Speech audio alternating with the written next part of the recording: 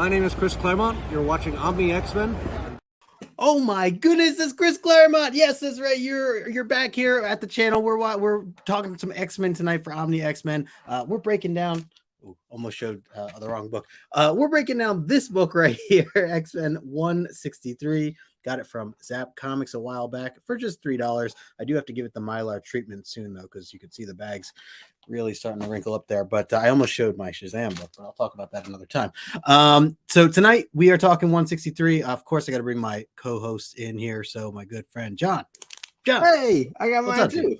Hey, we both have our books ready. Nice.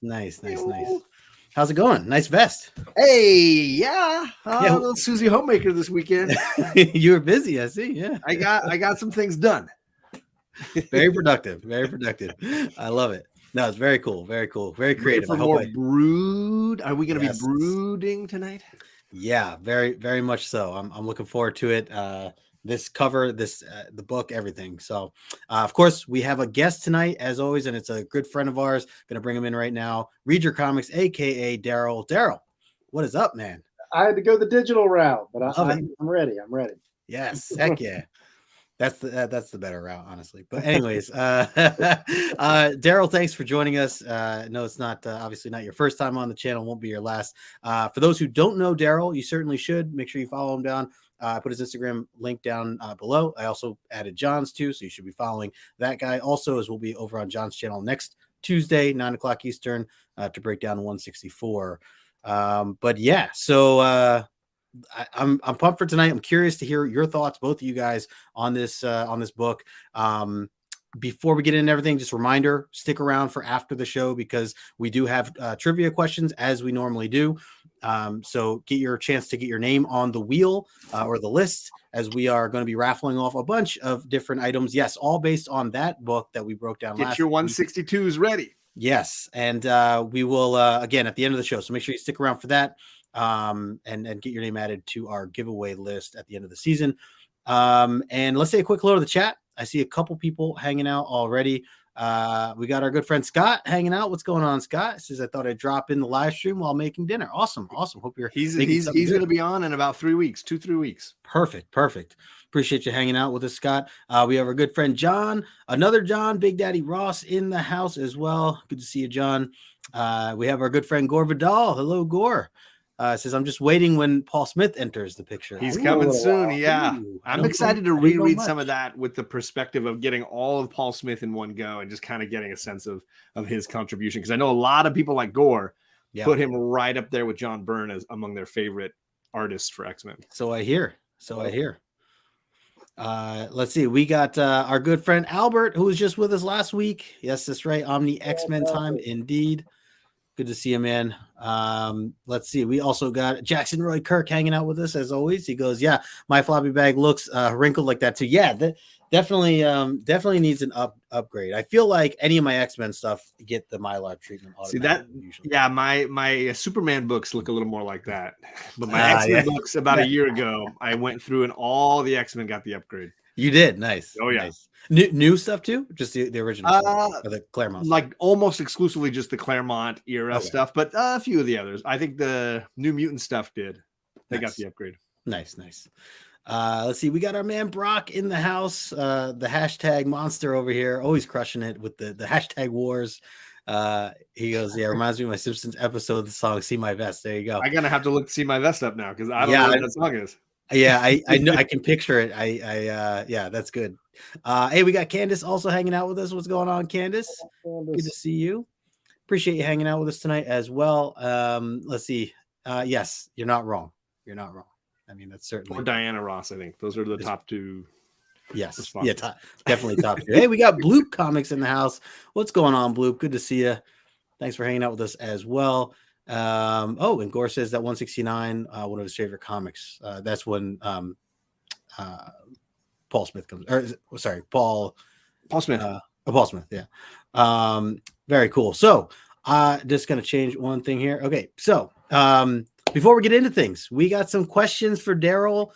John, I'm going to pass it over to you. Do you have a question that you would like to ask? Absolutely. Darrell? First, I want to shout out the swag that Darrell's wearing there. Look, he's wearing his merch. He's got the Read Your Comics merch on. Look at him. He doesn't just have the background virtually. I mean, Darrell's come a long way. Like, yes, he's doing virtual backgrounds now. He's got this nice. He's busting out. He's got swag. You're impressive, man. Love it. Love it all. Try to create a brand. You're doing it, man. You're doing it. And if again, I want to shout out his Instagram where he's doing a lot of great throwback reads. A lot of great comics are getting read over on the Read Your Comics Instagram. If you're not following that, you're missing out on some good stuff. Yep. Yeah, Don challenging me for more. I know they're right over there. The Nightfall is right there. We got another guest in the chat. I was gonna say somebody we haven't seen in a while. Our man Magic Lasso. Ryan, my dude, we have not seen you in a while. We hope you're doing well. I know you're busy. Also putting out great content. You guys go check out Ryan. Yes, someone mentioned Diana Ross. You're in the right place, my friend. Yeah, good stuff there. All right, John, go ahead. What do you want to ask Darrell? I don't know how much X-Men you've read. A fair amount from what I can gather. My question is, do you have a favorite story arc, storyline that is kind of like the one for you, the touchstone, if you will? Mutant Massacre. That's the one for me. So when you guys get to that, I'm claiming some Mutant Massacre episodes now. We'll put your name down. We got you locked in. But yeah, Mutant Massacre for me, that is the one I'll go back to and like reread over and over again. I love that story. And I will say that was about when I first started reading. That was like the thing that kind of hooked me as well. I had read the event Secret Wars, but I had not read anything else like that. And then the Marauders Massacre, Mutant Massacre comes along, and it's like I'm reading an issue of Thor, an issue of Daredevil, and it's like all this cool stuff tying into what's going on in the sewers of New York. And I'm right there with you. Yeah, the Thor crossover, which I made a mistake and I sold off my Thor run, so I'm missing that issue now. And that's the only part that I'm missing. I've wanted to do one of those throw up your set Saturdays. Nice. Master, but I'm missing that issue, so I've been looking for it. Yeah, it's hard to get because it's that 25th anniversary frame cover, so it's like people snatch those up. Yeah, so those are hot. People have talk about throwing up your sets. A lot of people have those as well. Yep. Is that a cat with you? Hello, cat. It is. This is my cat Kirby. You can guess who he's named after. Kirby. Great name. And he's demanding attention right now. So. That's all right. Love it. It's like the Kirby show. Cat. Yeah. We'll kick you off, Darrell. We'll just put Kirby on. We're okay with that. All right. One other question I wanted to ask is, and we were just talking about artists. Who is your favorite X-Men artist or artist who has worked on the X-Men at any given point throughout the X-Men history? Like, give us one or two of like your top. I know one's tough to do, but give us like a top two. Like Byrne is like the easy pick, but when I do love Paul Smith, and when it starts getting more into like the later era, I'm a Silvestri guy over a Jim Lee guy. I will say that. And then you get even into the later stuff with like the Frank Quietly with Morrison. I loved that stuff. There's just a lot. I like the Kuberts when they did a run. I like Joe Mad when he did a run. But like, I mean, you got to go with Byrne first, and then it's kind of a jumble up. But maybe it's really about who you pick second, right? Most people are gonna be like Byrne, and then everybody. And maybe it might be Paul Smith, but his run was so short. It's hard to like say like he's a definitive one, So like Silvestri, I guess. Okay, yeah, I love it.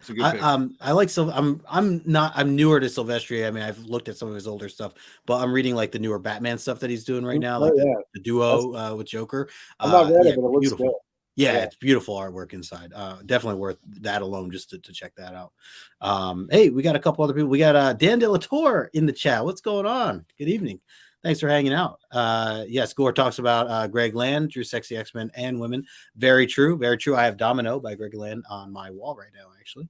One of her covers from a more modern, I'm looking forward to get to that Quietly Morrison era because I hear it's just one of the best X-Men eras. Then I guess it's the new X-Men, right? And they don't have the Omni out for that yet, but eventually when they re-release those Omnis, I'm going to buy those and just power through those because I hear great things about. Wait, didn't they do Superman together? Wasn't that? Yeah, they did Superman All-Star together. Okay, because I was like, I know that team together in that sense, but I thought it was Superman. Okay, yeah, so that's cool. I didn't realize that they did X-Men like that. They've done a few projects together. They did. Oh, okay, nice. They did Flex Mentallo for DC, which is like a Vertigo book. Oh, okay. On Out of Doom Patrol. They did We 3, which is a short little 3-issue miniseries about like a rabbit and a dog and a cat that were like cyborg like. You should definitely get that. It's a quick read because there's not a ton of dialogue in it. Get that. Yeah. Okay. Oh, sweet. I mean, Good comics Kings Brandon's always saying Morrison's era of X-Men is his favorite. I love it. And so I've always been waiting for this re-release of the Omnis at some point so I can get in on it. Right. It had some divisiveness though, because it did go in a different direction than the Claremont era. It's like the Claremont era officially came to an end. Yeah. It's like, I mean, he'd been gone off the title, but like everybody was just mining his stuff. And I think that's what I heard Morrison say in an interview where he was like, when he came on board, he's like, I want to go back to what he was trying to do, not necessarily how he did it. Like I want to do, like he was trying to reinvent this. So let's reinvent it. Yeah. Oh man. Yeah. JP's in the chat and he's on next week's show. And Cyclops get yourself together, man. Come on. There's people watching. Get ready. John says that Paul Smith was the first artist he ever met. Great guy. That's really cool. Wow. I'm trying to think who the first artist I ever met. Your dad. My dad. Yeah, good call.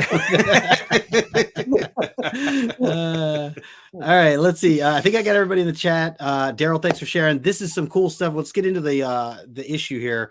I promise we're only going to keep this to an hour and 59 minutes this time around, as opposed to the last time we were on my channel. So let me share my screen here. Let's talk a little bit about the cover here. First and foremost, we were just holding up our copies that we had. Really curious to get your guys' thoughts on this. So John, I'll pass it to you first. What are your thoughts when you first see this cover? So often commented about the Brood era is the fact that it's, quote, just a ripoff of Alien. That over and over again, it's just Marvel's version of Alien. This is the Ripley cover. Like right here, you've got Sigourney Weaver scantily clad, crouching in a corner, and a beast coming to get her. It is a Ripley cover.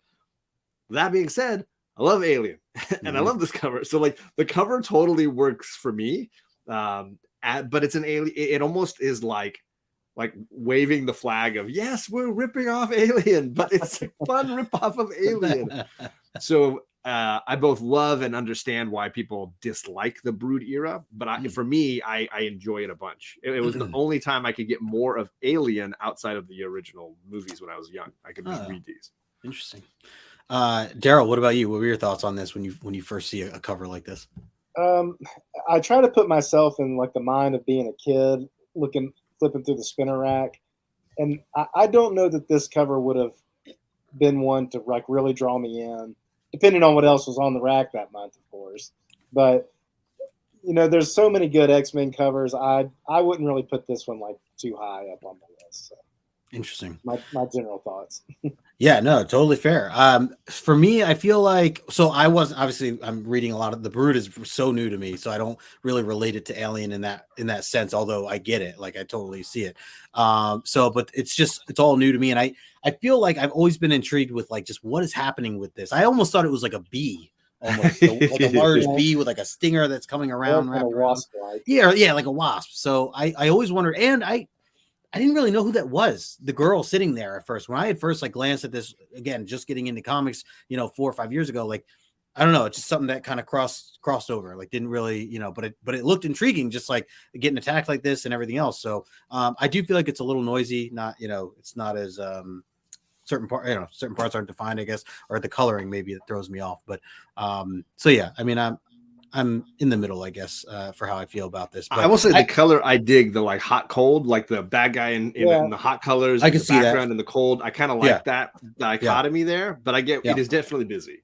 Yeah. I would agree about the color. And I think too, what kind of is a detraction for me is there's not a character in costume on it. Like I get it that it's Kitty, but like Justin was saying, he wasn't quite sure who the character was. And sometimes like the costume defines the character. I mean, short of like Wolverine has his hair, obviously, if he's not, some obvious stuff. Yeah. But like, yeah, you've just got like girl in a dress with like, you know. The problem is this era of Kitty Pryde is roller skates and a turban and I don't know what else. Like she is, you never know what costume Kitty Pryde is going to show up in next time. It's true. It's very true. I want to say a quick hello to my man, Anthony, Streetside Anthony. Good to see you, man. A localist to me. I just missed him at an expo recently. Anthony, let me know if you're going to be at the next one over in Wayne. But good to see you, brother. Let's see. Yeah, Scott says Alien plus X-Men equals gimme. Yeah, for sure. So Candace loves this one. She says one of my favorite covers. I actually have a hard copy. Oh yeah, of this one. Yeah, nice, very nice. Hey, we got Sheena in the chat as well. Yay, X-Men. That's right, Sheena. Good to see you. All right, let's get into the book. So right off the bat, we get a lot of really bright colors and a woman who's being zapped, which again, carrying off of what we had seen from last issue, what we talked about, very Wolverine focused as the team has all been captured by the Brood. And here now we see Carol Danvers, who she has not been, it basically kind of describes that while she, she's not human, she's not mutant, she is something else. And with what they're trying to zap her with to plant, an egg inside of her, essentially an alien egg, as we learned from last issue, they're still struggling. There's a battle back, mental battle that they notice that they can't quite overcome, her. So really, really gorgeous colors here. So I'm curious what you guys think. John, I'm going to pass it to you first. What do you think when you saw these first couple of panels? So I know Carol Danvers is one of those characters people that love or hate, and I grew up with her in these stories, so I have a lot of affection for this sort of era of Carol Danvers and the binary version, which is one of my favorites that we're going to get next issue. I love this start. Feels like something out of a Flash Gordon comic book or something. It's like we're in outer space and lasers are blasting. It's freaking lasers. So I love that. And then the second panel where you see her like strapped back and her hair is like turning into the cosmos, and then she's morphing. Like I think that's really cool. I think they do some really cool art stuff here. So I love this dive right into what's going on. Yep, absolutely. And quick hello in the chat. I was going to say quick hello to chat. He says good evening, just 9.8, although it's a blue label. Yeah, interesting. Ugly. Guess it's good to see you, chat. Not just kidding, man. We love you.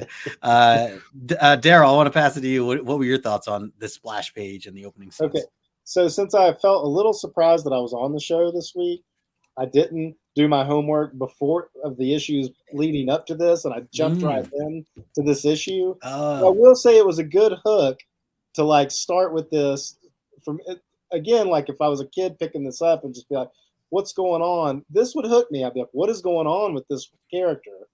And I mean, I obviously know who Carol Danvers is, but I mean, I think it's a good hook for a new reader to jump in the middle of this like action saga that's going on, Right. Sure. Brock said, are you even in outer space if there isn't lasers? Yeah, no, it's a great point. Anthony, I'm going to try to make this one, so hopefully I'll see you there, brother. All right, totally with you. As we jump, forgot I gotta jump back to my screen. Going into the next set of pages here, it's interesting because we get a little bit of background description of where we're at in the setting. So kind of Darrell, what you were saying, like it actually does help a new reader in a sense, right? To explain, who is, who Wolverine is, like where he's at right now, and his history, a little bit of the detail, his weaponry, the claws and everything else. I like the one part as he's describing that he's got the adamantium claws, the mutant gene that can help him heal. He says definitely assets in my line of work. Again, picking up with the descriptions of Wolverine here, or the inner monologuing that we got from last issue. He essentially sneaks up on the Brood, who from those last scenes were, basically as they were planting this egg, one of them sends them off to go get what was it, refreshments or something like that. And Wolverine machine. A sandwich. They're getting a sandwich. Yeah, probably a sandwich. Relax. And Wolverine's like, you know what? I could eat, so let me follow this brood and see where the kitchen is. So we get him, tracking him down, and then of course Wolverine doing what he does best, ripping them all to shreds. And then after that, he goes and finds the whatever it is that she's in that he doesn't really, I don't even know if they give. So it's like a hot wax that green substance thing where he's like pushing and grabbing buttons, and he can tell that it's a control panel. He doesn't know how it works, right? Right. But he's going for it. It's very organic looking. But my favorite is it's typical Wolverine. Like, if I can't get it to work, I'm just gonna cut it up, smash it. Yep, you just smash it, snick it all the way, and then you get Carol Danvers, who's falling out. She's got like steam coming off of her. Not really sure. Thank goodness, because otherwise we would have to rate this T for teen or something. Very true. Well placed arm and steam. I was gonna say the arm for sure. What are your thoughts just here with the action that kind of jumps right into things, John? Well, I mean, I think it's hard because we had this great issue last week catching us up on Wolverine, and now they have to catch us up again. So it does feel a little bit of a slog. Yeah. But I would imagine for somebody who missed the last issue, didn't have it, this is going to be exactly what you need to know what's going on with Wolverine as a character. So I'm willing to forgive it, and it doesn't. But we got an entire issue of this, right. So a couple more pages is kind of like, what, we already did this. It's all good. It's very But I did laugh when Wolverine decides to like slash the machine as a way to solve the problem. It reminded me of like Han Solo hitting the wall of the Millennium Falcon to get it to work. Like, that'll work. Sure. I was going to make a Han Solo comparison, but when he was like on the microphone and he just like, oh, we're all good here. Yep, exactly. I want to say a quick hello to Kenneth Bird hanging out in the house. Good to see you, Kenneth. Yes, Scott, exactly. Hulk smash, Wolverine slash. Love it. Darrell, anything to add there with some of these scenes? I agree. Like, while it does catch you up, this is typical of the Jim Shooter era. Like, every comic is somebody's first comic, so there is a lot of like exposition or narration, re-explaining so much stuff you already know. As a veteran reader, you start to gloss over that, I think. Yeah, like you go over it pretty quick, but totally. It is what it is. But yeah, I love the organic control, and he's like, I don't know how this works. Like, I hope this works. Yeah, exactly. Works perfect every time. I do it here at the house when the TV's not working. Let's see. Let's go into the next set of panels here. So really interesting stuff here. So Carol kind of wakes up, she snaps out of it. She finds it odd because she actually has like her strength. She's like, actually, knowing what was kind of going on and being abducted and all this other stuff with these aliens involved, she kind of seems okay. She does at first kind of have these dream senses where she's saying fire burning within me, so bright, beautiful, Logan, help. And Logan, I mean, he's trying to comfort her, but he knows that, it's not, she's probably in bad shape. But so even though she looks okay in her mind, there's the assumption that there is a lot more going on. And I like how they did these dual eye effects to kind of see into her eyes, and it looks like space, right? Like an endless universe that you're seeing in her eyes there on the top. And then afterwards, they just had, again, just talking a little bit about, she brings up that, this is your second time that you saved my life. Talking about Wolverine, we learn a little bit of the history that they have as well, through some of this stuff and how he knows her to begin with. So I like that aspect too, again, for newer readers, kind of getting the understanding that they had a history. And then of course they're just continuing onward. She grabs one of the weapons. I don't know what to call these things, but I mean it's like an AK-47. It looks like a jackhammer to me. It's like the aliens version of AK-47. Oh yeah, she found the armory. Yeah, exactly. Darrell, what do you think here with some of the artwork here, the eyes that you see? Darrell Carol Danvers just waking up. I was a little confused as to what was going on there. I did know about the binary story coming up. Mm-hmm. I guess I didn't realize how close it was to happening. But again, I just know who Carol Danvers is. So I was like, okay, I'm confused at this particular moment, but I get it knowing this character's future. So it moved. the weapon is odd looking, just the way it's held. I guess it's made for brood arms, but Right. For me, it reminds me of one of those like things you like those wooden dowel things you look for water in the ground. You know what I'm talking about? Oh, there you go. Mining know, rod. Yeah, That's hilarious. because the way she's holding it is like this. Yeah. John, what about you? What were your thoughts, and what do you think about like Wolverine talking about her? He could her scent is gone. That he's like recognizes now that she's almost something completely different, even though she looks the same. So I mean, I think in some ways this is Chris Claremont finding a backdoor solution to his Ms. Marvel run getting cut so short. Yeah. He had a lot he wanted to do with this character. He really likes this character a lot. Actually, this makes me want to go back personally and reread his Ms. Marvel run, because I have not read that in a very long time. Yeah. I want to say he did something like 21 issues of the planned 26 or 30 that he wanted to do, which is partly why we talked about Rogue's story getting so hacked back, and then her first appearance ended up being in Avengers the annual. So I think this is his way of continuing her journey in a lot of ways. Yeah. So I can understand what he wants to do, and I enjoy some of that stuff as well. But obviously, for people that hadn't read that run, there's not the same connection to her and the same joy for her. So I think that's the challenge he has going here. I do like Wolverine. Yeah. The way he senses what's going on internally with a lot of the characters, like it went on with him. That's very interesting. And I think one of the cool times that we're in where we're really getting Wolverine at like his best. This John Byrne cared about the character a lot. Now Claremont's got an in with him. The character's getting really popular. So it's his powers structure kind of continues to evolve and grow here. And it's kind of fun. Yeah, totally. Dave Cockrum must have hated his costume because he never seemed to want to draw. He gave him like 3 last week, right? He was always looking to change it. John, to your point too, with the sense and everything, his abilities really have come in handy in these last couple of issues. Yeah, I mean, this is the first time last issue was the first time we really seen his healing factor so high. Given such a big place, highlight. Yeah, and I think little by little he starts to really like evolve as a character to be something that he really wasn't in the first couple of issues we saw. Yeah, agreed. Hey, we got X-Men Mike in the chat. What is going on, Mike? Good to see you, brother. All right, let's keep this going. So we get a couple other interesting things going on here. A lot of interesting gifts going on. So it says, meanwhile, and we flash over to what is now being built as the new, the mansion, the new mansion. Yeah. And so that's cool. We start to see, because remember it was destroyed 5 issues ago, or maybe and then probably 10 issues before that. Like 30 issues before that. They're always like putting the scraps back together somehow, shape, or form. Yep. So we get from the Starjammers, we get Corsair, who we know, now in the past couple issues, not a surprise that he is the father of the Summers boys.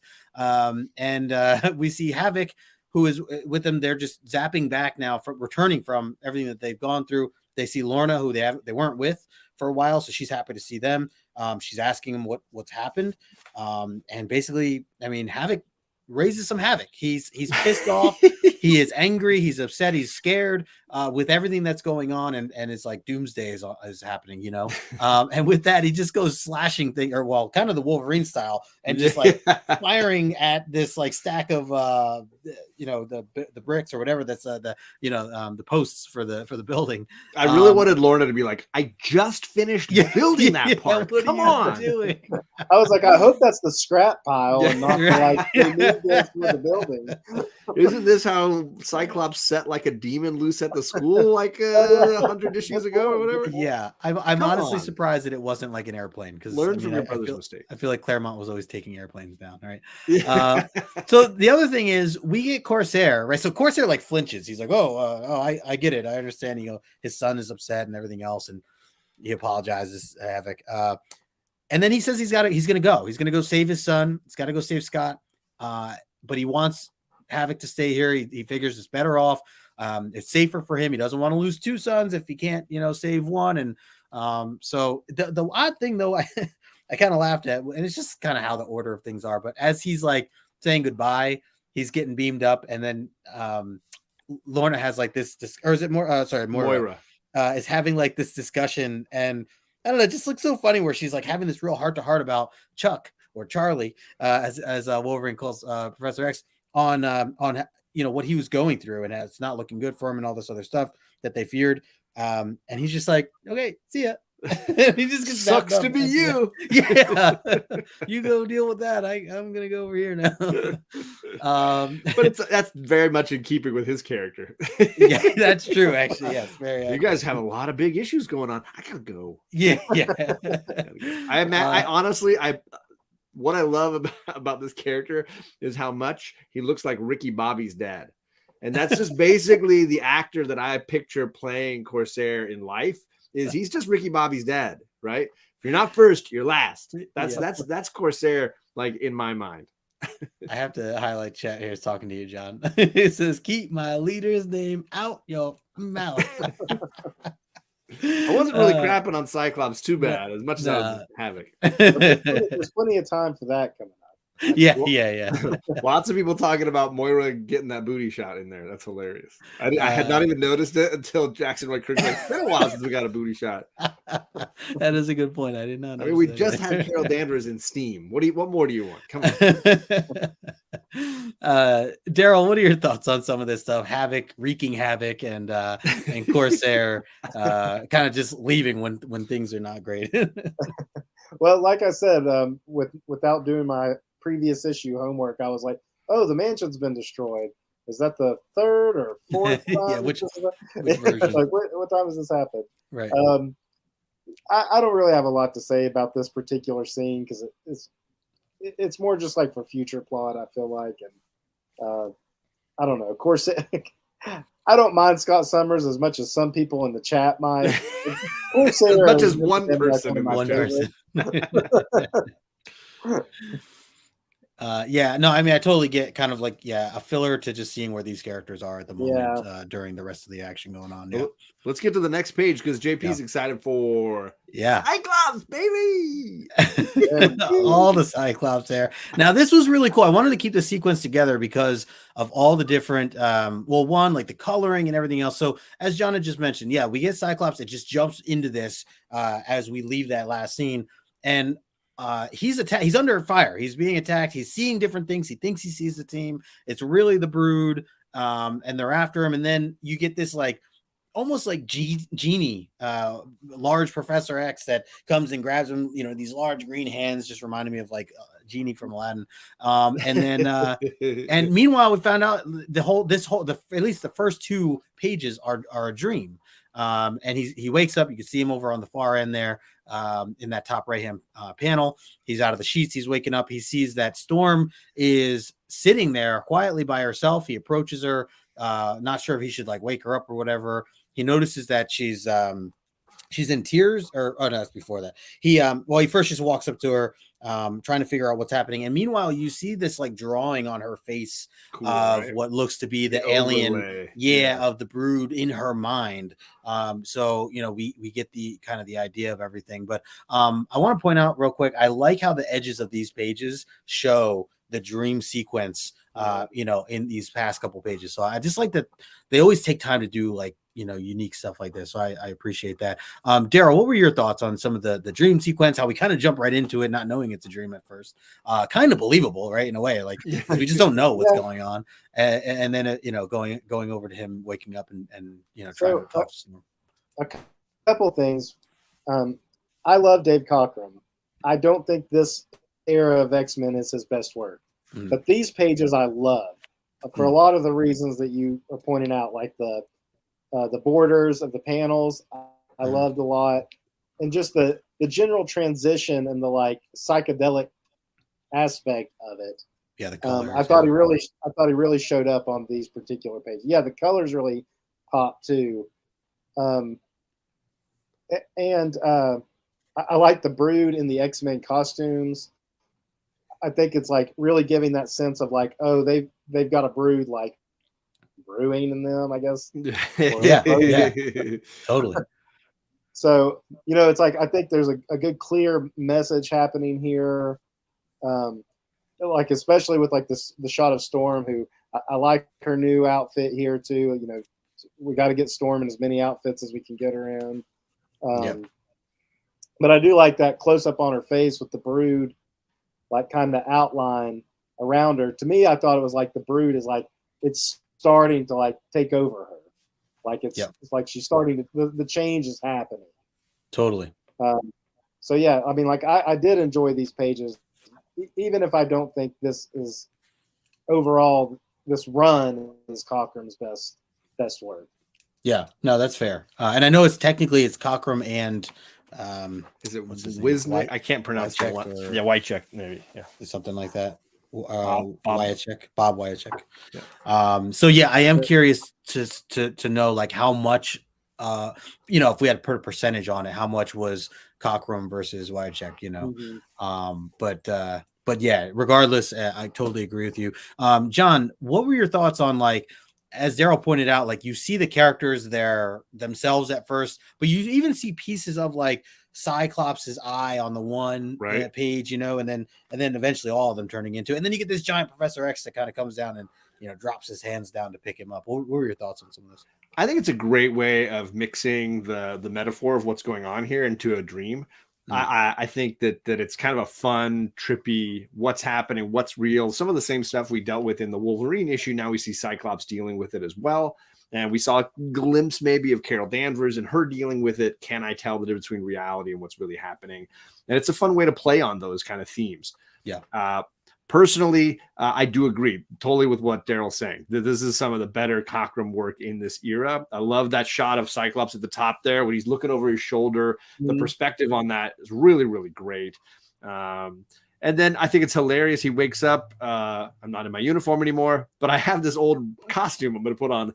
The most confusing part for me was trying to figure out what was real and what was a dream, because he wakes up. Okay, now I'm not wearing a shirt.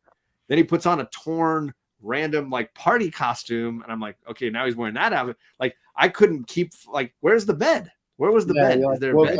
He's got a bed with sheets and a ripped costume. I'm trying to keep track of what's going on here. Storm on the other hand, out of the cave, right? Storm on the other hand looks amazing. Like she's not a hair out of place. Her costume looks amazing. Her jewelry looks amazing. Oh, I love the jewelry on the arms and legs. Yeah, not a tear in her outfit. Nothing, not a hair out of place. Yeah. Obviously, she controls the wind. She can keep that hair the way she wants to be. Yeah. So I loved all that. And then the color work, I really love the way they use the green for Xavier, the purple and the red and the pink in the background. Really, really great. Yeah. So I dug a lot of that stuff for sure. Nice. The biggest challenge for me though, all through this issue and a couple issues back, is I think because there's a lot of story in these issues, it can feel like you're jumping around. To Candace's point, am I following this correctly? Is this part of dream? Is this connected to the last shot? Is he dreaming a new dream now? Like I had trouble connecting the dots and was rereading a lot of that. Yep. No, for sure.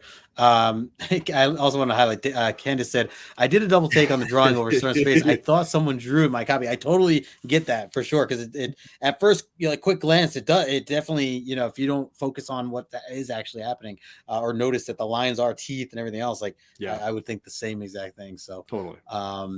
Yeah. All right, let's jump into the next bit here. So again, kind of picking up, she wakes Storm up. They talk, Storm is devastated right now. She's also questioning, like, why am I crying? Because she just starts bawling, as you can see right next to me here. Scott kind of comforts her. He's not quite sure either, but they're just going to try to make the best of it. They're trying to figure out how to get out of here. And then they get visits or a run-in with Wolverine and Carol, which is nice as they were roaming around. So good to see that, half the team essentially is kind of back together. Wolverine is able to share and explain kind of some of the things he already knows. And they come up with this plan because they're trying to get off this planet or ship that they're on right now. And he says it's simple. Wolverine says, we'll just swipe Landra's yacht, the yacht that they had essentially were first on when they were captured. So they show a picture of it there, kind of on the side. So he wants to steal the yacht. That's essentially what the plan comes to be. Soon after, though, as they're walking through these really interesting tunnels, again, as Darrell said, like almost like these caves, really creative. They're talking about Colossus, Kitty, Nightcrawler, what they're going to do. Where is it? He talks a little bit more about tracking ability. Scott here is grateful for Wolverine's tracking ability in this regard, because as we mentioned before, it's really highlighted here. And if he didn't have that, I feel like they really would all be screwed and not knowing which tunnel to go down for whatever reason. Are you saying that this whole place is alien? I wanted to highlight JP's point here. Yeah. Because this drove me crazy. And this goes to the same thing I was trying to point out earlier, which is like leaving stuff out. Yeah. Like they found Peter, Nightcrawler, and Kitty, and they don't show it happening. And then they sent Nightcrawler and Kitty off on a mission, and they don't show that happening. And then Peter's just there. You're killing me here, Claremont. You're leaving out kind of some pivotal stuff here, brother. I was absolutely lost and had to go back and reread. I was like, okay, I get those two found these two. Where did it happen? They set them off on a mission and you didn't even tell me? You're missing pages, John. Yeah, it legitimately feels like 2 solid pages missing right there in between what you got, right where Jamie Foxx is. I was equally confused by that. Yeah. Especially later on when at one point Peter, because at first I was like, okay, well, Colossus, I guess he was just right there off panel. Yeah. But then later on, they're like, he's like, I'm glad Kitty isn't with us here for this thing. And I'm like, well, she's on the cover and we haven't even got to that scene yet. Right. And then all of a sudden Storm is like flying them up. And I'm like, well, wait, Storm was with them earlier. And so I had to go back and look. And I was like, there's a disconnect here. It's like it got lost in between the artist and the writer or something. Well, so Candace's book got somebody drawing on it and pages ripped out of it. Yeah, you definitely got to check. Really got a bad low grade copy of this. Hey, want to say a quick hello to JD Raging Cajun Comics in the house and Alonzo Comics and Pops from Team Nerd Herd. Good to see you guys. Thanks for swinging by.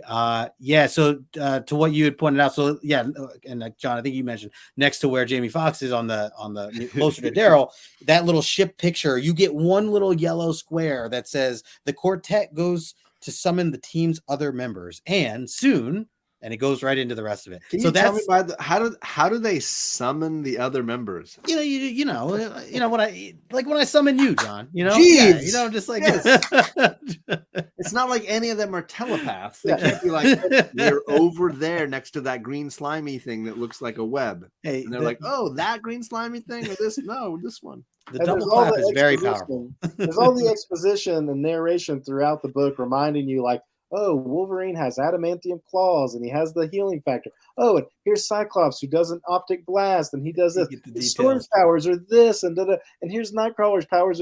They take all the time to say all that, but this important one little gap in the story is like one sentence and then a soon. And you can't have it both ways. You can't be like, oh, they found each other. They just called each other. And the next line says, boy, Cyclops really gets lost in this place. He would be really screwed without Wolverine. Right. You found all the other guys. Yeah. You found each other in this giant lost place. Come on. Yes, it's Star Trek.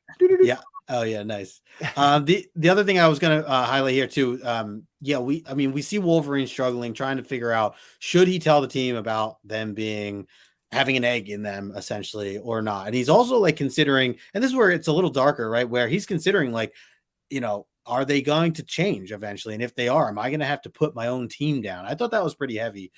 Just knowing that that's in the back of his head throughout all this, it's certainly unsettling and something to keep in mind from, as he's going through a lot of this stuff.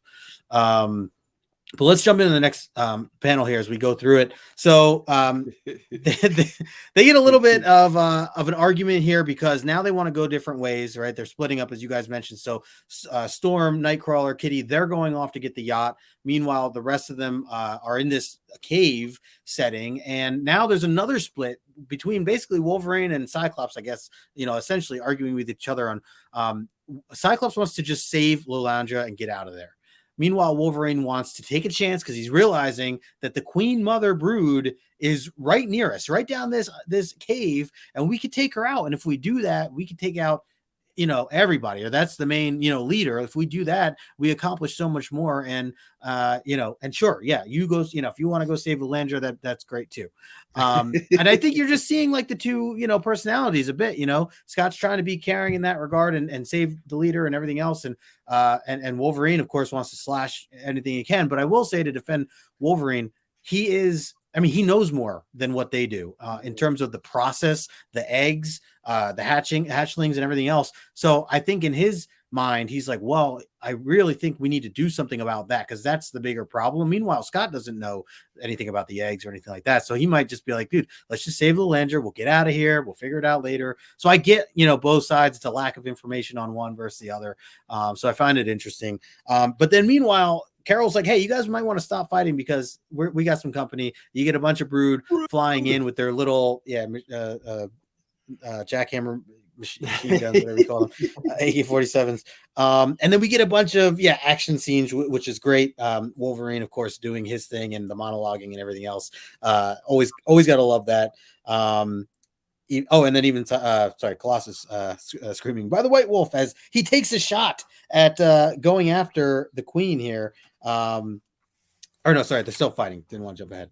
But what were your thoughts here, John? I'll pass it to you on some of this stuff, including the debate between, what should we do as a team here? Save Lilandra or kill the Queen? So for me, the gif that kept running through my mind all through this was, I'm the captain now. Like, I'm the captain now. Look at me. I'm the captain now. That's what Wolverine is saying. Like, this whole issue, right, is like, you're not the leader anymore. I'm the boss now. We're gonna kill a bunch. So I kept thinking of this moment, like all through this issue, where Wolverine's like, I'm not gonna listen to what you say. I'm just gonna kill a bunch of these guys. And then Cyclops like, no, we're non-violent or whatever. And Wolverine's like cutting them all up. I almost wanted a moment where he calms Wolverine down. He's like, we're not gonna kill them all. And then he turns around and Colossus is like snapping them in half. Oh, yeah, we're not killing them. But they're so gross looking. So I like the debate about, do we kill these things or do we not kill them? Because Byrne and Shooter had a lot of these kind of arguments where Byrne wanted Wolverine to kill, right? And those guys at Marvel were like, no, but you can't really show him like cutting people up. And now it's like, oh, but if they're just like creepy aliens, doesn't matter. They just break into pieces. They look like shattered glass. There's no blood oozing anywhere. Yep, exactly. Darrell, anything to add there? I like the debate, and I also took it as like, where Wolverine has this extra information, because we kind of skipped over that panel where he was having the thought of, should I tell them? Yeah, should I tell them, or what do I do when they start to change? Can we change it back, or do I just have to kill them? Right. And I thought, so Wolverine's already having this like inner turmoil of it. And then he's also like, I think he's thinking it either on these pages or one coming up where he's thinking like, we need to just go after the Queen because my teammates might not even make it out of here. So we just need to completely end this and make it worth even being here. And I thought that was a pretty interesting take for Wolverine's point of view. I didn't get Cyclops's all life is precious. These murderous monsters are trying to kill us. But all life is precious. We don't kill. I didn't totally get his view. Not even to escape. We're not going to kill even to escape. Right. Rather be captured, damn it. Yeah. I know they planted eggs in us, but eggs are really expensive right now. Plus, they could be born and more birth. More adorable. Opposite of killing. The other thing I forgot to mention is that Colossus was struggling throughout this. He still was seeing, hallucinations of what he thought was something different, and then at the bottom there, finally, he's recognizing that, holy crap, that's the brood. Those are the aliens that are coming at us. So hence the rubbing of the eyes there. But let's go to the next set here. So again, they get Lilandra. She comes back shooting. This panel next to me definitely reminded me of Moira and the AK-47, right? Like coming out of the armory. Like that was perfect. I should have actually placed that picture somewhere. But so finally, Colossus joins the fight in that regard and doesn't hold back now that he gets what's going on. And they're still kind of going at it. Wolverine's trying to point out, like, we're as good as dead. Thanks to the Queen, at least killing her balances the scales. Do what you like, Psych, but I'm staying because he wants to try to take out the Queen. And then meanwhile, on the other side, the other pages there, we get to see the other team Storm flying up the Nightcrawler and Kitty, and their plan is basically to get those two to sneak into the ship to be able to, or the yacht, the Landra's yacht, and get that ready to go so that they can save everybody and fly off. Right, that's the big picture goal here. Of course, it's not easy. They get kind of run into a lot of things. Storm barely makes it up. She also is struggling again based on the alien stuff that's going on in her head and in her body. But she's just enough to be able to get them up to the top before she gets attacked by what they call a brood patrol craft of some sort. So she goes off and flies away. And then meanwhile, you have some other really cool creative scenes where Kitty, using her abilities to sneak into the actual ship itself, Nightcrawler doing just enough, right, to get her to where she could go, because he can't bamf to places that, as we're reminded, he can't bamf to places he's not familiar with. So she sneaks in, but of course there's some brood waiting, for her as well. She gets attacked. This kind of reminded me of issue 143, John, where she's running through the mansion, the holiday scene, Christmas. So all that stuff. A lot of people confuse these two because the covers are very similar with Kitty and a creature, and you get a creature. So they definitely get compared. I could totally see that. And then really interesting thing too here, where Kitty's like kind of going back and forth, where she doesn't want to kill. She doesn't want to be like Wolverine. She talks about that, but at the same time, she realizes if she doesn't do something to get rid of this brood, she will die. And because the brood's probably going to, kill her. So she does kind of like the alien type scene where she gets the alien sucked out into outer space, talking about that airlock. That airlock. Yeah. And luckily she's able to pull Nightcrawler in because he's not breathing right now. He's outside of this aircraft. He's just dying. Exactly. Darrell, I'm going to pass it to you. What are your thoughts on some of these action scenes here? Kitty Pryde breaking in, using her ability to run through the walls and stuff and trick this brood and getting rid of her. Probably one of her first kills, if you think about it, even though it's it's an alien, but it's still a kill, right? Clearly she's devastated by it, but what are your thoughts here, Darrell? My first thought was, wow, it took a long time to get to the cover scene. Yeah, true. To even see the character featured on the cover, it took a long time to get to this. Yeah. But overall, I mean, it's a nice, intense, action scene. There's a lot of suspense and drama of like, how is she going to get out of this and save Kurt at the same time? And it was a good scene. Yeah. Well plotted. I like the panel pacing and everything. It was good. Yeah, agreed. John, anything to add there? I was a little slower than Jackson Roy Kirk, but Kitty, the cover is this one, Candace, where it looks like a brood, like it's almost like a brood, like creeping up on her. The difference is you got the Christmas tree. It's a Christmas issue in the background. Yeah, it's a Christmas issue of X-Men. Sorry, I realized I had the live stream on underneath. Sorry. It's a Christmas issue with the Jewish character front and center. Yes. Exactly. All the holidays, yes. If you go back one slide, I love the Storm flying the group up art. That's amazing. The costume looks killer. The Cosmos looks amazing. Nightcrawler looks freaking yoked. I don't know what he's been doing at the gym, but it's working. I've never seen Nightcrawler look this ripped ever. He's right now like, hold on, baby. You holding on to that 27 pack. That's what you're holding on to. I thought he was the creature from Belasco's world, right? The twin. He's ripped. He is absolutely ripped. Well said. But I just love that long panel. Really, really great. Even though like we've seen in other past instances, Storm having a hard time carrying more than just one person. She's really, and then now she's weakened. Clearly, her abilities have grown a lot since we saw her try this last. But really great. And then those other pages where we're getting the battle with the brood, clearly like a great job of demonstrating how the cover is exactly what's inside of the book, because you're just getting it right here. Yep, absolutely. And to your point, Darrell, you're right. It definitely took a while to get to it, as we are only like 2 pages until the end of the issue. But hey, better late than never, right? Right. It's John's motto. Let's get into these last couple of pages here. So as we kind of round out this whole thing, we get the team is now back together. They get everybody back together, and as they're about to attack the Queen, as you can see, Wolverine, he's ready to make his move on the Queen Mother brood. I don't know if I'm saying that right. Mother Brood Queen. And right as he does, they all get beamed up. They all get zapped into the yacht. And he doesn't make his move. He is not able to take out the queen the way he wanted to. And they're back in the ship. They get back into the ship. Everything kind of gets quiet again, as you can see at the far panel. I do like seeing these spaceship, outer space viewpoints of the ships and the yacht and everything else. It's weird to call it a yacht, but it's but yeah, interesting design, right, that they have for this. Meanwhile, they're all kind of like debating what should have happened. They're Lilandra's concerned because she's like, we are not out of the clear here. There are other ships that are going to get us. This is just like a simple ship essentially compared to what they have. Yes, we have some guns, we have some ammunition or whatever, but it's not going to be enough for what can potentially come after us. Meanwhile, Wolverine's still upset. He's yelling at Cyclops.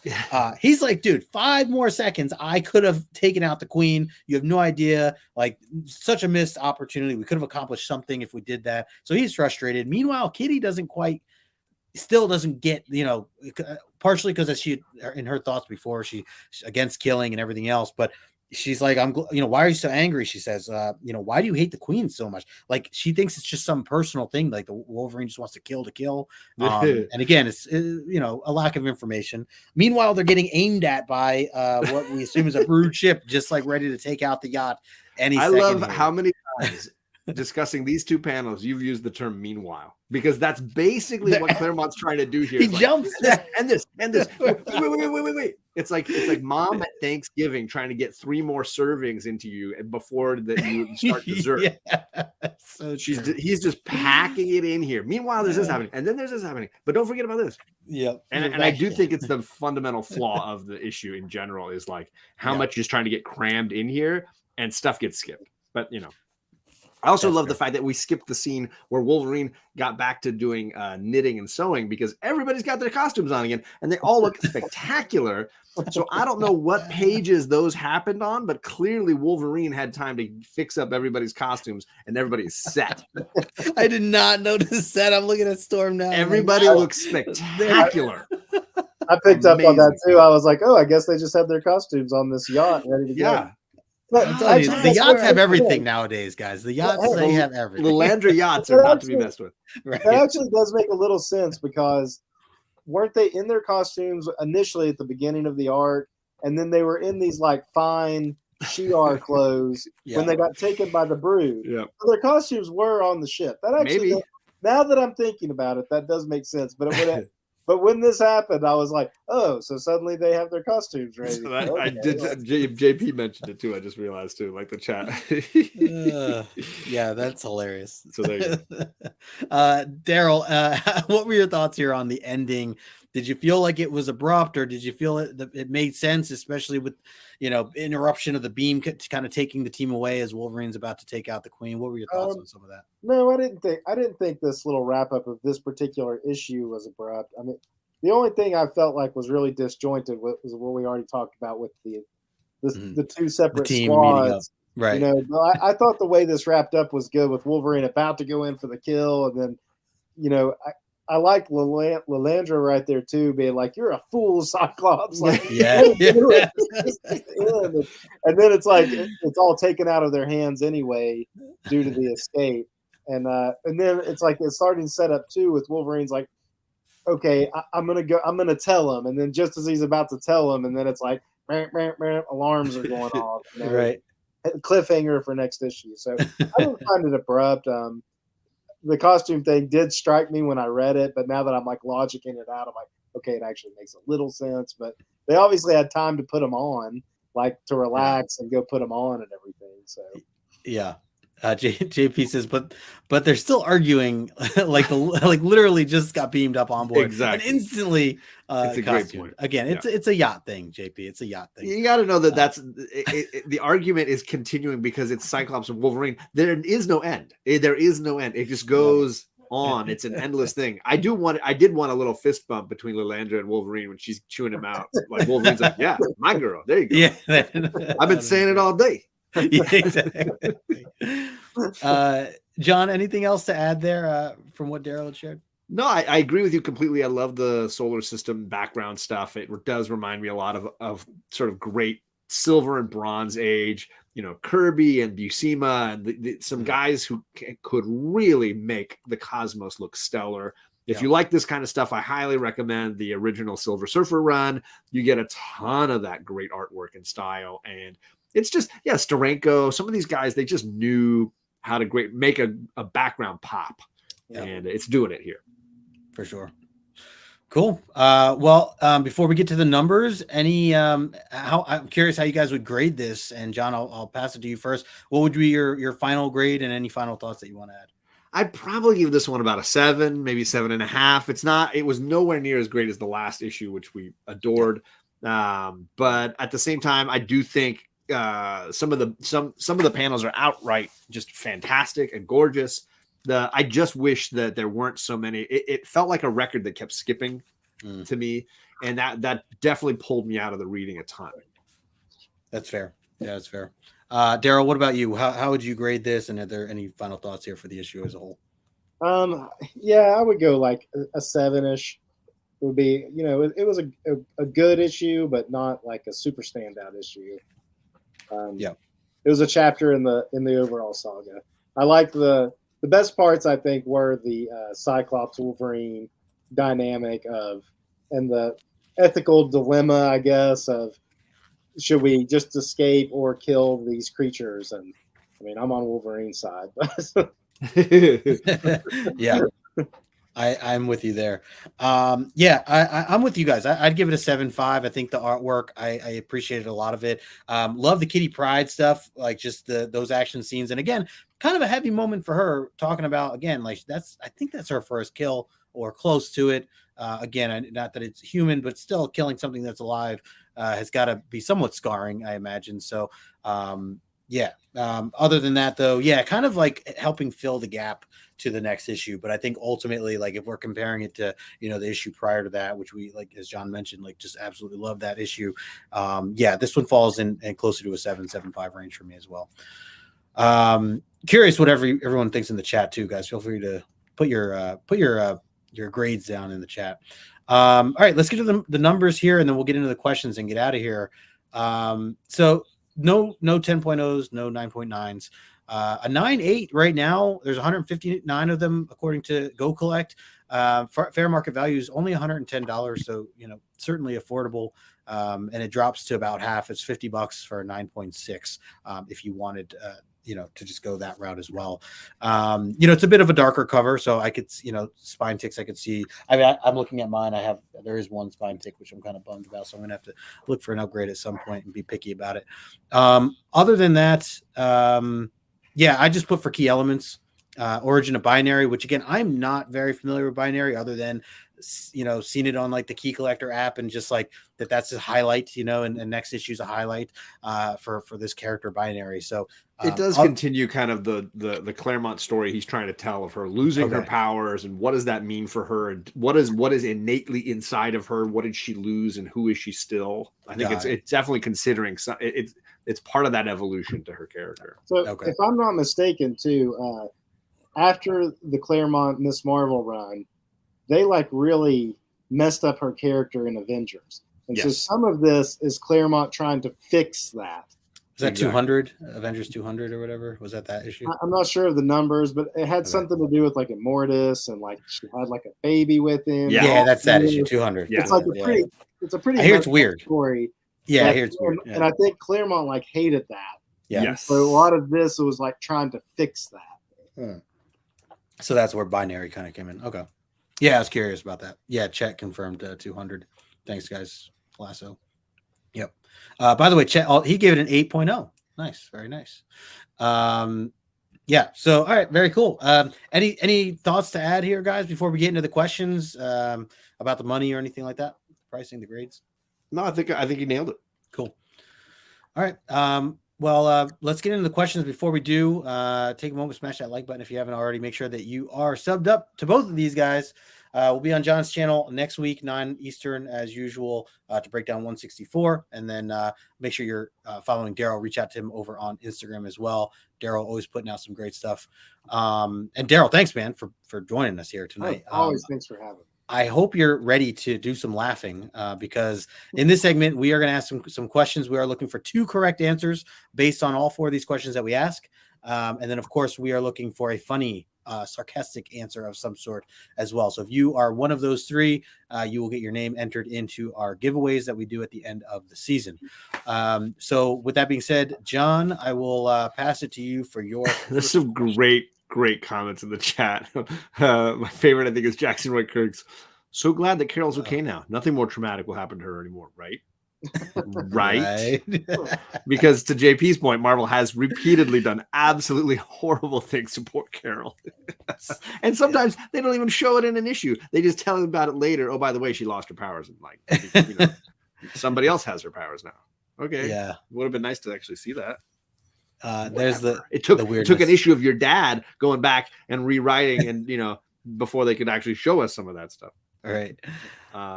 So my first question is sorry. Last week we were reading issue 162, the sort of standalone Logan storyline in the Brood saga. What did Logan discover the Brood had done to him? What did Logan figure out that the Brood had done to him? Dun, dun, dun. Also, by the way, Brock Morgan, he says, I rate this a 6.5, too jumpy, certain parts of the writing, more of a filler issue of the overall I can picture. see that. Yeah, totally. I can see that. Yep. Totally agree. JB says next week's guest like at the bottom of the barrel had to turn it over and scrap someone else. Yeah, that guy sucks. It's gonna be rough. Who it is? That guy's brutal. It's gonna be rough. Remember, we're looking for 2 correct answers and a funny answer. So if you feel like you see the correct answer, type it out there anyways, because you could still get a point. Otherwise, or if you're not sure, you can go the route of humor. You got to make this guy laugh down here. So let's see if anybody gets any of this stuff right. I do see, of course, you got to have this answer in here, JP.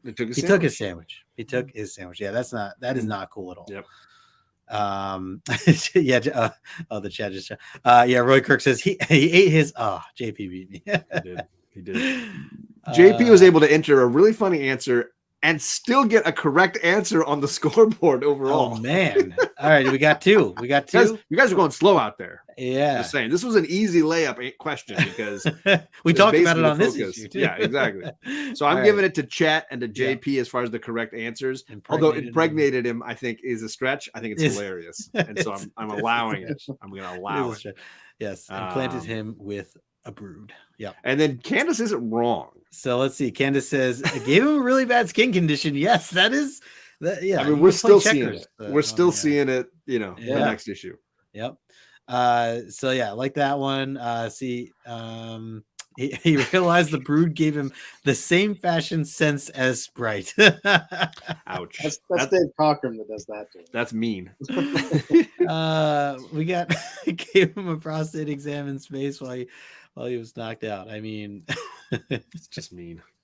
That's what aliens do, though. Borrowed $20 from him and never paid him back. Yeah, I want my $2. Yeah, damn it. Darrell, any of these here that you like to pick as your funniest? I'm going to give it to Candace for the skin condition because all right. All right. There you go. All right. So let's. I'll get into my first question here. First question for me is, what did Logan get stuck in after he fell during his first fight with the Brood last issue? Right away, he's scrapping and fighting all these different. It's actually like creatures too and everything else, and he's trying to escape. He ends up falling like way down, like almost like cliff, like very far, and lands in something that he is then stuck in. What is it that he's stuck in? What is that that he lands in? We're talking about Wolverine here. Darrell, make sure you go back and reread that issue. I'm sure you've read it years ago, but it's so good. The inner monologue is so good with that. Like I really, really loved it. So, okay, I see 2 correct answers. First one, and correct me if I'm wrong. I see Albert, my man Albert's made it. What's going on, Albert? Yeah, he says webs. Yep, and then Chet says a web. Agreed. So there you go. Those are the correct ones. We have a couple of funny ones here. I don't know if this is from the last one. It might be. He says Wolverine's eczema. Yeah, I think that was from the last question. But he got stuck in love. Magic Lasso says. Brock going to sandwich route. I mean, it's a safe one. It's totally a safe one. Yeah, I know this is. I know this. I know this Diana Ross wig. Yeah, that's how I read it at least. Yes, yeah. I think this is not far off, JP. A room full of he seems to women. always find a room full of naked wherever he goes. He's found Storm last time. You got Carol this week. Candace says he was stuck in a web of lies. I mean, that's not far off either. What is it? Ted Lasso says, "I fell down. We fell down the lucky tree, hit every branch down, and landed in a bowl of Sour Patch Kids." So good. Love that quote. Let's see. Stuck in one of Kitty's costumes. Oh, that's a nightmare. Yeah. 2 shots fired tonight at Sprite. Fooled around and fell in love. Exactly. Darrell, what do you like here for funny answers? I'm going to go with Diana Ross's wig for Magic Lasso. Hey, all right. There missed you, Lasso. Missed the Diana Ross comedy. Nice. He was stuck in a team book when he was the headliner. That was good. And if you'd gotten that in, I might have picked that. You would have got the point. But. All right. My question is, how did Logan stop from turning into a brood? He found out he had the egg in him. He was impregnated, to use Chet's term. How did he keep from turning into a brood? Kitty definitely wore it better, but that's true of most things Kitty does. He was stuck in a bad series of movies. Yeah, that would be harsh. Hate when that happens.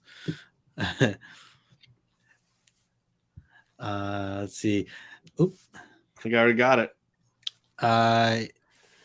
Yeah. Chet and JP. Chet, yep. The healing factor. Boom. Healing factor saved him. That's right. A lot of room for humor here. I see Albert saying he sweated off. Yeah. He sweated off. To the oldies. Yeah. He spent like Linda Carter's Wonder Woman. I sent Magic in his absence. I send anytime I see a GIF or a video of Linda Carter spinning, I always have to send it to Ryan. he needs more Linda Carter spinning in his life. Oh, good. Yeah. Brock says he had a Brood EpiPen on him. That's convenient. Phenomenal choice. I mean, he probably got it from the yacht because the yacht just has everything. Because I have everything. The Brood EpiPen. Good song. Wonder how much the Shi'ar healthcare system charges for that. Major deductibles. Big time. Chad says, I'm glad his healing factor didn't save him in the last. Ouch! One. Shots fired at Hugh Jackman. Brutal. All right. Any funny ones there for you, Darrell? Oh, he smoked a cigar and drank a lot of liquor until the Brood was like, no thanks. I mean, that definitely could be. I could totally see that. I'm going with the EpiPen there. All right, nice. Brock. Right. What is up, Brock? Yep. Right. He used Brood repellent. Yeah, there you go. Brood repellent. All right. So last question for me here is, what was Wolverine wearing on his head during his hallucination about Mariko? There was something we kind of jumped, right? We were in this action scene, a lot of fighting going on, and then out of nowhere, because he got sprayed by this like smoke of some sort, and it made him hallucinate. So, what did Wolverine? What was in this like hallucination? What did he have on his head? I should clarify. I'm looking for a specific answer. So, keep that in mind. Can't keep it generic. It's got to be specific. I already see plenty of the answers. Albert saying cowboy hat. That is correct. And Candace saying a cowboy hat, which is also correct. I'm Ron Burgundy. I'm Ron Burgundy. So yes, that's correct. So we got Albert and Candace. You got those, John? Yes, I do. All right. I'm keeping up. Any humor? Let's see. We got pirate hat. I mean, that's yeah. I mean, Kitty Pryde kind of vibes for sure. Yes, John Wayne hat, like it. A 10-gallon hat. Chet says. Let's see. Give it a few more seconds here. Any comedy? What Wolverine had on his head? This would have been good for the wig. That's what I was thinking, John. When Magic Lasso said Diana Ross's wig, that would have Also, oh, Brock, I Landra's hair. agree. I think I'm good. It's a yeah. Oh, there's so wrong with good. that. Love it. Yeah, we're going with Magic Lasso here. JP. Wow. JP. Jeez, Awesome. he's makes Jealousy's powerful motivator. Wow. Yep. Darrell, any of these that you like, Scott Spicer? That would be Brood Gel. There you go, Brood Gel. Yeah, as of right now, Lalandra's hair. Okay, that one Nice. stood out. Magic Lasso, boom, you got it. Nice. Great answers. Appreciate everybody taking time to throw out these answers each and every week. So thanks for hanging with us, everybody in the chat, or if you're watching this on the replay. Also want to take a moment to thank Darrell, our special guest. Darrell, dude, we appreciate you, man, joining us. And as we get to some of those future books that you want to get into, you definitely have dibs. So in season 7, we get 20 years from now. New Masters a ways down, probably probably season 5. Yeah. Again, everybody watching, if you're not familiar with Darrell, you certainly should be. Read your comics over on Instagram. I put his information in the description below.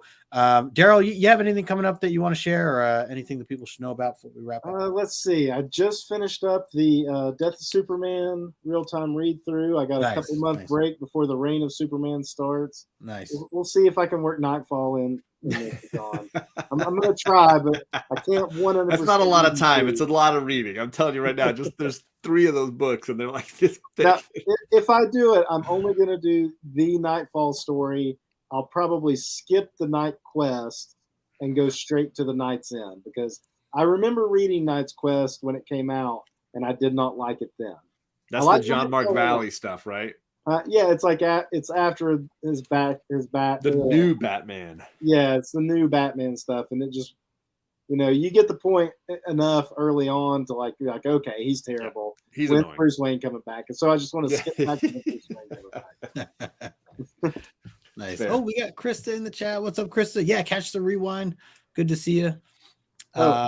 Apparently, this came out around the same time as that. The issue we read today, because it was in. Oh, really? Yeah. That's a great. The green great screen book. is tearing it up. That's really cool. That's one to. I doubt it's in your Omni. Sadly, no. It's required reading, though, I feel like, because as a Teen Titans and X-Men fan, that's chocolate and peanut butter right there. So if anybody's reading along, try to squeeze this in if you got a copy. Yeah, I'm pretty sure I own that copy. I love the cover alone. That's something that caught my attention. Well, very cool. And again, want to remind everybody, make sure you're following John. We will be on his channel next week, 9:00 Eastern, to break down 164 with our good friend JP, who's been hanging out in the chat as well. Anything, John, that you have coming up that you want to throw out there? No, nothing big coming up on my channel. Just the usual, dropping little reels and stuff here every once in a while. But next week, JP, and we'll be doing Binary.